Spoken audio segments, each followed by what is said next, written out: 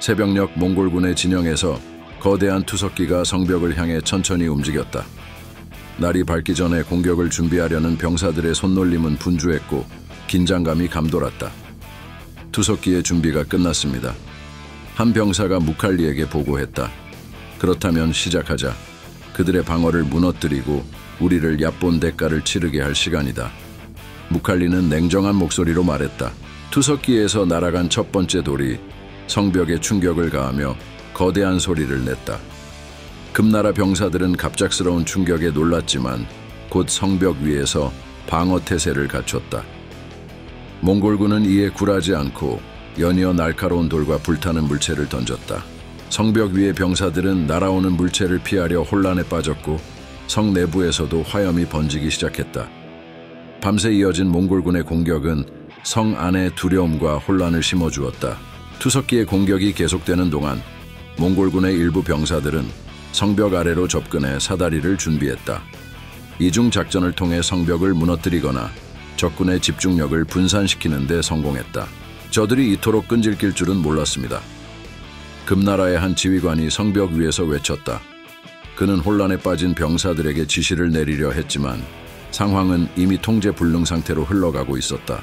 몽골군은 성벽 근처에서 끊임없이 기습을 가하며 금나라 병사들의 사기를 꺾었다.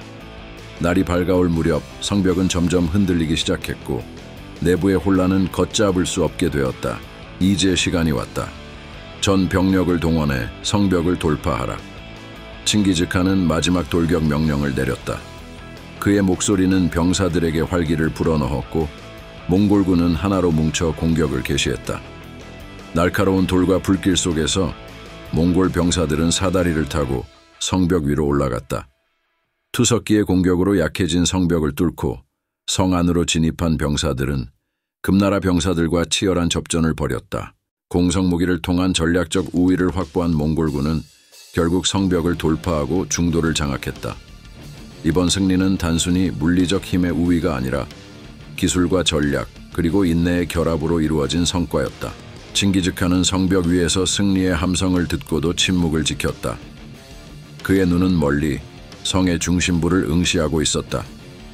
그는 알았다. 이번 승리는 단지 시작일 뿐이며 더 큰 도전과 희생이 그들을 기다리고 있다는 것을. 우리는 여기서 멈추지 않는다. 더 강해질 것이다. 그의 목소리는 조용하지만 단호했다. 금나라의 병사들이 날선 화살과 돌을 쏘아내며 몽골군의 공성탑을 향해 끊임없이 공격했지만 공성탑은 거대한 짐승처럼 굳건히 전진했다. 나무로 짜인 탑은 검은 연기와 불길 속에서도 멈추지 않았다. 몽골군은 금나라 병사들의 방어를 아랑곳하지 않고 탑을 밀어붙였다. 저들은 멈추지 않아. 어떻게 저 거대한 탑을 막을 수 있단 말인가? 성벽 위에서 활을 쥔 금나라 병사의 손이 떨렸다. 공성탑의 맨 위에서는 방패로 몸을 가린 몽골 병사들이 성벽을 조준하고 있었다. 그들이 방패를 걷어내는 순간 화살과 불타는 물체가 성벽 위를 강타하며 금나라 병사들을 몰아냈다. 돌격의 순간이 다가오고 있었다. 탑이 성벽에 닿았다. 금나라 병사들 사이에 혼란스러운 외침이 터졌다. 공성탑이 성벽에 붙는 순간 몽골 병사들이 우르르 쏟아져 내려왔다. 이들은 날렵한 움직임으로 금나라 병사들의 방어선을 뚫고 들어갔다. 무기를 들어라. 성벽을 내주어선 안 된다. 금나라의 지휘관이 절규했지만 그의 목소리는 병사들의 혼란 속에 묻혀버렸다. 몽골군은 공성탑을 통해 성벽 위로 올라서며 병사들을 무자비하게 공격했다. 이들은 금나라 병사들이 지키고 있던 성벽의 주요 방어 거점을 하나씩 점령하며 성 내부로의 진입을 준비했다. 공성탑이 도달한 성벽 위에서는 피비린내 나는 전투가 벌어졌다. 몽골군은 공격의 강도를 더욱 높이며 금나라 병사들을 몰아붙였다. 쇠붙이의 충돌음과 병사들의 고함, 그리고 부상자의 신음소리가 공기를 가득 메웠다. 뒤로 물러서지 마라, 싸워라. 금나라의 병사가 칼을 높이 들어 외쳤지만 그의 목소리는 몽골 병사들의 함성에 묻혀버렸다. 몽골군은 금나라 병사들의 허점을 놓치지 않고 빠르게 움직이며 성벽 위를 장악해갔다. 방패와 창을 휘두르며 밀려드는 몽골군의 기세에 금나라 병사들은 끝없이 밀려났다. 마침내 성벽의 방어선이 무너졌다. 몽골군은 성벽의 맨 위에서 공격을 이어가며 금나라 병사들을 철저히 몰아냈다. 성문이 열리고 몽골군은 성 내부로 진입하기 시작했다. 중도는 이제 우리의 것이다. 몽골 병사의 외침이 성 안에 울려 퍼졌다. 중도 내부는 이미 혼란의 도가니였다. 시민들은 공포에 질려 도망쳤고 금나라 병사들은 끝까지 싸우려 했으나 더 이상 조직적인 방어를 유지할 수 없었다. 성벽에서의 승리는 칭기즈칸의 군사적 전략과 몽골군의 인내심이 만들어낸 결실이었다. 전투 후 칭기즈칸은 성벽 위에 올라 승리를 내려다보며 한동안 말이 없었다. 그가 바라본 것은 파괴된 성뿐만 아니라 앞으로 맞서야 할 더 큰 도전들이었다. 이곳은 시작일 뿐이다. 우리의 길은 여기서 끝나지 않는다. 그의 목소리는 조용했지만 몽골군 전체의 새로운 결의를 불러일으켰다. 중도의 함락은 몽골 제국의 강력함을 전 세계에 각인시키는 순간이었다. 하지만 그 승리 뒤에는 수많은 희생과 고통이 있었다. 전쟁의 참혹함과 영광이 교차하는 이 장면은 후세에 오랫동안 기억될 것이다.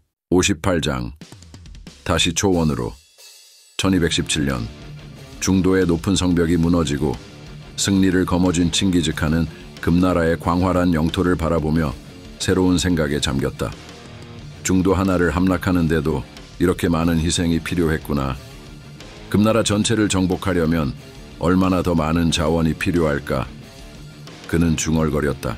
5천만 명에 달하는 인구, 견고한 성체들, 촘촘한 방어망을 갖춘 금나라는 결코 쉽게 무너뜨릴 수 있는 상대가 아니었다. 칭기즈칸은 전면적인 충돌을 잠시 유보하고 적의 자원을 서서히 깎아내리는 방향으로 전략을 수정했다. 적의 힘을 점차 약화시키는 것이 답이다. 지금은 기다릴 때다. 그는 결심했다. 칭기즈칸의 명령은 단순하고 명확했다. 금나라를 약탈하라. 그러나 무칼리는 이 명령을 단순히 자원을 빼앗는 것이 아니라 금나라의 방어망과 사기를 서서히 파괴하는 전술로 발전시켰다. 그의 기병대는 마치 광야의 바람처럼 금나라 전역을 누비며 빠르고 예측할 수 없는 움직임으로 적을 공포에 떨게 했다. 어느 조용한 밤 금나라의 작은 마을이 평온함에 젖어 있을 때 무칼리의 기병대가 그림자처럼 접근했다. 마을 입구에 위치한 보초는 어둠 속에서 들려오는 말발굽 소리에 놀라 고개를 들었지만 이미 너무 늦었다. 화살 한 발이 그의 가슴을 꿰뚫었고 그는 한마디 비명도 지르지 못한 채 쓰러졌다. 모두 준비됐다. 기습을 시작하라. 무칼리의 명령이 떨어지자 기병대는 번개처럼 마을로 돌진했다. 그들은 빠르게 물자와 식량을 빼앗고 저항하는 병사들을 제압했다. 마을은 금세 혼란과 비명으로 가득 찼다. 그들은 어디서 나타난 거지? 우리 병력은 왜 지원을 오지 않는 거야? 금나라 병사가 절규했지만 그의 외침은 곧바로 칼날에 의해 끊겼다. 무칼리는 정면 충돌을 피하라는 명령을 철저히 지켰다.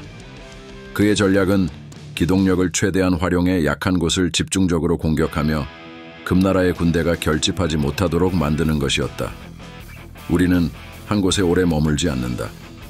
빠르게 움직여야 한다. 우리의 적은 우리의 위치를 알기도 전에 혼란에 빠질 것이다. 무칼리는 병사들에게 말했다. 그의 기병대는 방어가 약한 마을과 요새를 기습하며 물자와 식량, 병기를 빼앗았다.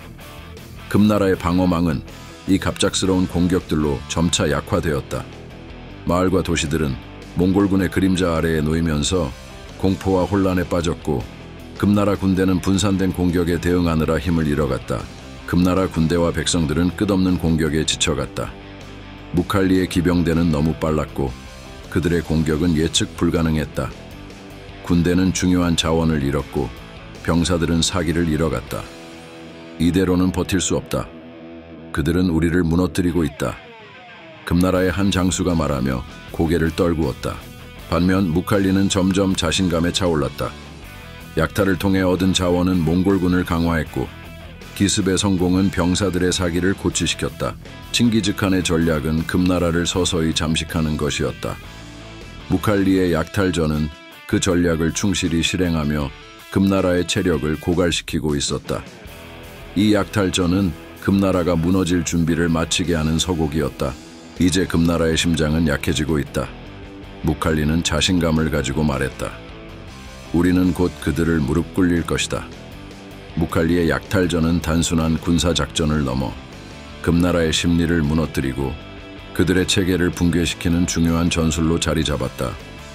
이로써 몽골군은 더 큰 승리를 향해 나아갈 준비를 마쳤다. 칭기즈칸은 충분한 약탈이 이루어진 후 금나라가 약해지기를 기다리기로 했다. 그는 초원으로 돌아가 군대를 재정비하며 다음 기회를 준비하기로 결심했다. 금나라가 피로와 자원 고갈로 힘을 잃을 때 몽골군은 다시 돌아올 것이다. 시간과 인내가 이번 전쟁의 열쇠다. 지금 당장의 승리가 아니라 꾸준한 약탈과 기습을 통해 그들의 힘을 점차 소모시켜야 한다. 결국 그들은 무릎을 꿇을 수밖에 없을 것이다. 칭기즈칸은 결연한 목소리로 다짐했다. 59장. 칭기즈칸은 금나라와의 전쟁에서 승리의 기세를 얻고 초원으로 돌아오자마자 오랜 적이자 숙적인 나이만과 메르키트를 마침내 처단하기로 결심했다. 이제는 더 이상 이들을 놓아둘 수 없다. 칭기즈칸은 자신의 장수들에게 말했다.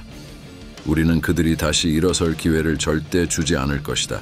10년 전 이들 부족과의 전투에서 몽골군은 격렬하게 싸워 그들을 몽골 서쪽 국경 밖으로 밀어냈지만 완전히 소탕하지는 못했다. 이제 칭기즈칸은 몽골의 원칙에 따라 친구는 가까이 두고 적은 철저히 복수하기로 했다. 그는 제베와 수부타이를 불러 이들에게 각각의 임무를 하달했다. 나이만 족장 쿠칠르크는 과거의 패배에서 가까스로 살아남은 후 남은 부족권들과 함께 가라키타이로 도피했다. 가라키타이는 현재의 중국령 투르키스탄 지역으로 오랜 시간 동안 그 지역을 통치해온 노세안 왕이 여전히 권좌에 있었다. 쿠칠르크는 그곳에서 힘을 키우며 권력을 장악하기 시작했고 결국 노세안 왕을 압도해 그 지역의 최고 권력자로 군림했다. 칭기즈칸은 제베에게 2만 군을 주며 가라키타이를 정복하고 쿠칠르크를 생포하거나 살해하라는 임무를 내렸다. 제베, 쿠칠르크를 다시는 도망치지 못하게 해야 한다. 칭기즈칸은 굳은 목소리로 말했다. 그의 숨통을 끊고 우리의 힘을 그들에게 보여주어라. 제베는 빠른 기동성과 단호한 결단력으로 유명한 장수였다. 그는 칭기즈칸의 명을 받자마자 남쪽으로 말머리를 돌렸고 쿠칠르크의 흔적을 따라 그의 숨통을 끊기 위해 출발했다. 한편 메르키트 족장 톡토아베키는 이미 몽골과의 전쟁에서 죽음을 맞이했으나 그의 아들과 일부 부족원들은 살아남아 바라슈호 서북쪽 어딘가로 도망쳤다. 우리는 다시 일어설 것이다. 반드시 몽골에게 복수할 날이 올 것이다. 톡토아베키의 아들은 맹세했다. 그들은 언젠가 칭기즈칸에게 복수하리라 맹세하며 은신 중이었다.